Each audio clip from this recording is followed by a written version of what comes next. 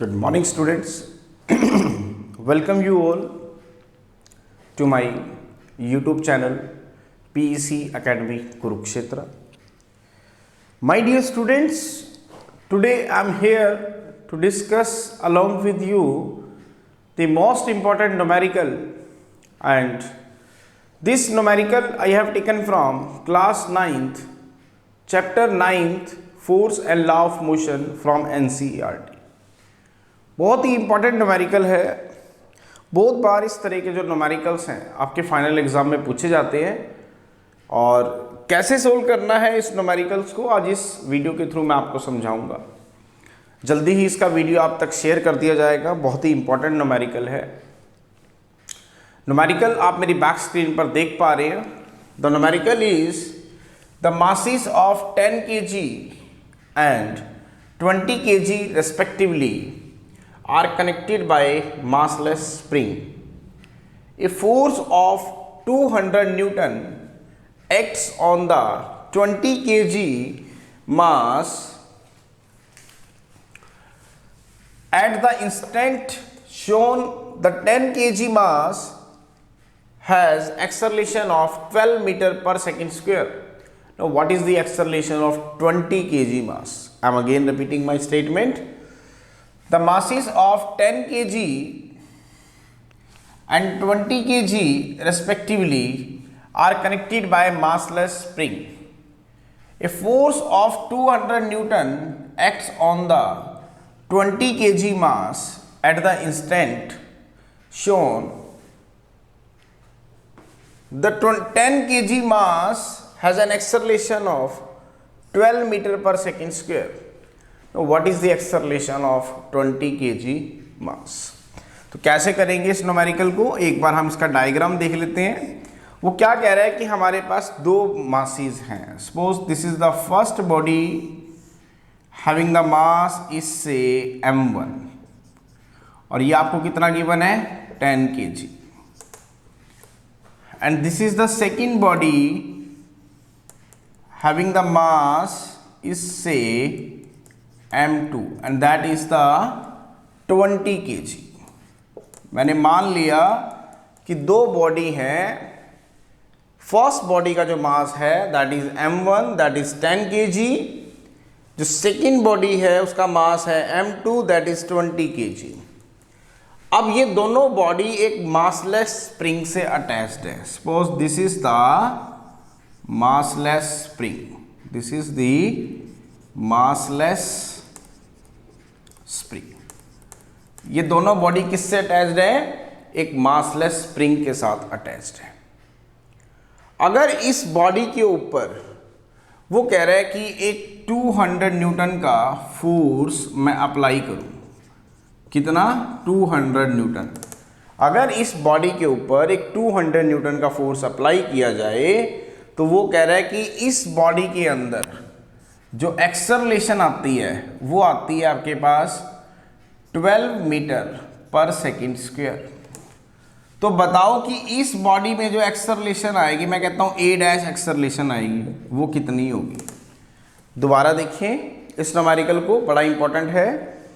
दो बॉडीज हैं आपके पास। This is the first body having the mass is say 10 kg and this is the second body having the mass is say 20 kg, and these two springs, these two bodies are connected by massless spring, जिसका force constant में मान लेते हैं k मान लेता हूं। ये दोनों बॉडीज एक स्प्रिंग से अटैच्ड हैं और वो स्प्रिंग जो है वो मासलेस है।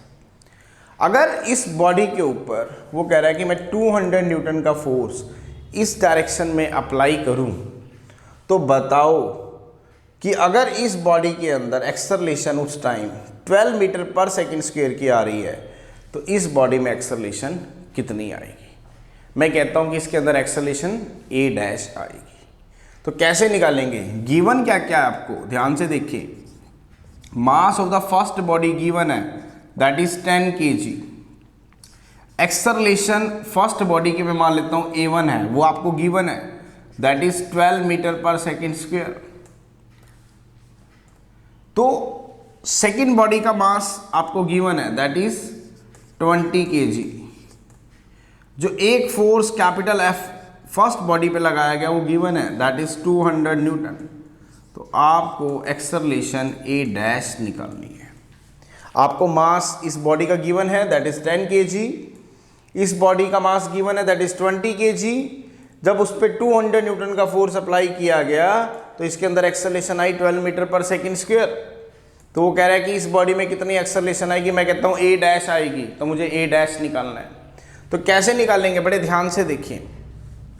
जब इस बॉडी पे फोर्स F लगाया गया तो दिस इज द स्प्रिंग, ये बॉडी आगे की ओर एक्सेलरेट हुई, कितनी स्पीड वेलोसिटी एक्सेलरेशन से, 12 मीटर पर सेकेंड स्क्वायर से। इसका मतलब एक फोर्स यहां पे जनरेट हुआ इस डायरेक्शन में।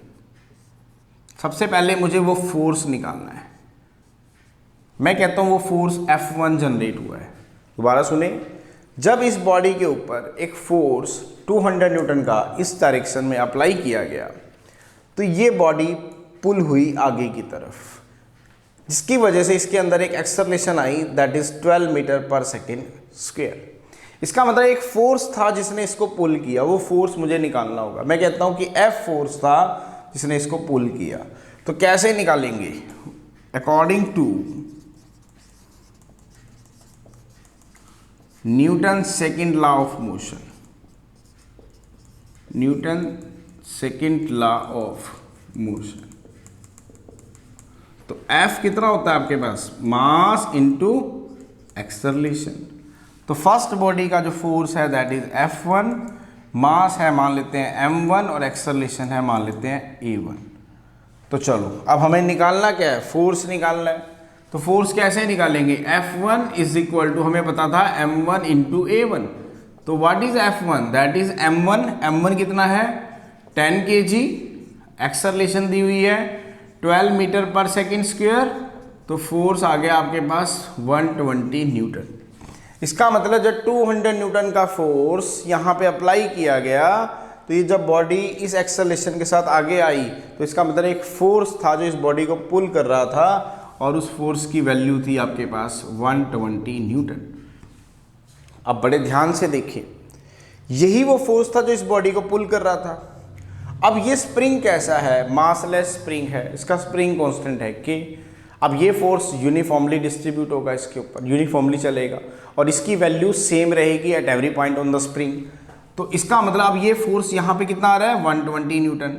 जब ये फोर्स 120 न्यूटन इसके ऊपर स्ट्राइक करेगा तो वापस में हमें एक फोर्स मिलेगा से F1 दैट इज 120 न्यूटन।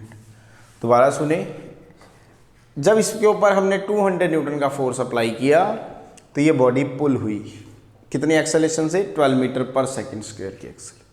तो इस पर फोर्स कितना लगा था वो मैंने निकाल लिया 120 न्यूटन।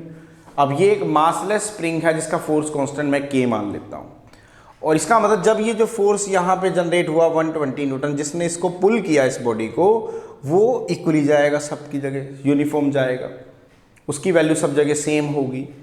यही फोर्स यहाँ स्ट्राइक करेगा और इसका मतलब यहाँ से रिफ्लेक्ट होगा, दैट इज 120 न्यूटन।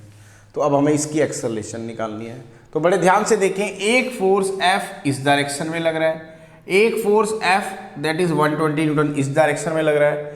तो net force acting on the body, net force acting on the body of mass M2 is given by, कितना लगेगा ध्यान से देखें, that is F minus F1, this is the force. और ये किस डायरेक्शन में होगा, इस डायरेक्शन में होगा, that is F minus F1।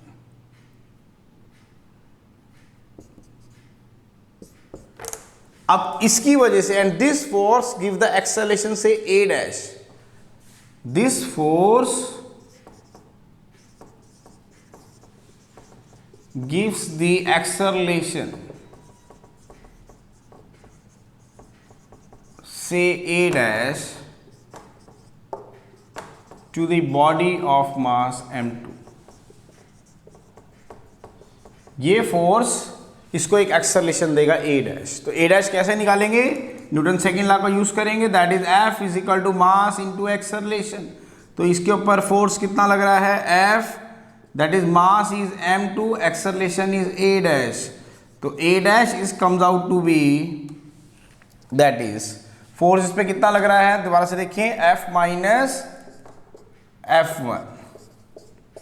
तो a dash is equal to F minus F1 upon m2। Now what is F, that is 200 newton. Now what is F, that is 120 newton divided by m2, that is 20 kg। तो acceleration a dash comes out to be 200 minus 120, that is 80 newton upon 20 kg। It means 4 metre per second square. So this is the acceleration produced in the body of mass m2। दोबारा देखें, इस पे force लग रहा था इस direction में, यहाँ पे फोर्स लग रहा था 120 न्यूटन इस डायरेक्शन में। तो नेट फोर्स जो इसको एक्सेलरेशन दे रहा है वो है F माइनस F1, वो इसको एक्सेलरेशन दे रहा है, दैट इज a डैश। तो F is equal to ma। Now what is F, that is F minus F1, mass है m2, एक्सेलरेशन दे रहा है a डैश। तो a डैश की वैल्यू निकालेंगे F minus F1 upon m2। Now what is F, that is 200 newton. What is F1, that is 120 newton and that is m2, that is 20 kg। तो solve करेंगे तो 80 newton divided by 20 kg, that is 4 metre per second square. तो इसका मतलब जब हमने इसके ऊपर एक फोर्स 200 न्यूटन का अप्लाई किया तो इसके अंदर कितनी acceleration I, 4 metre per second square. So this is the numerical, बहुत ही इंपॉर्टेंट न्यूमेरिकल है। कैसे करना था इस न्यूमेरिकल्स को आज इस वीडियो के थ्रू मैंने आपको दिखाया। जल्दी ही इसका वीडियो मैं आप तक शेयर कर दूंगा ताकि आप सभी देख पाए कि अगर इस तरह के न्यूमेरिकल्स आपके एग्जाम में आते हैं तो कैसे उसे सोल्व करना है। So at last my dear students, again I am saying, if you like my videos, like my work, like my effort, then please don't be forget to subscribe my channel. My channel is PEC Academy Kurukshetra. तो अंत में मेरे प्यारे विद्यार्थियों, अगर आपको मेरा काम पसंद आ रहा हो, मेरे वीडियोस, मेरे वर्क, मेरे एफर्ट अगर आपकी प्रॉब्लम को सोल्व करने में आपकी हेल्प कर रहे हो, प्लीज़ मेरे चैनल को सब्सक्राइब जरूर करें। My channel is PEC Academy Kurukshetra. Like करें, सब्सक्राइब करें, शेयर करें। धन्यवाद।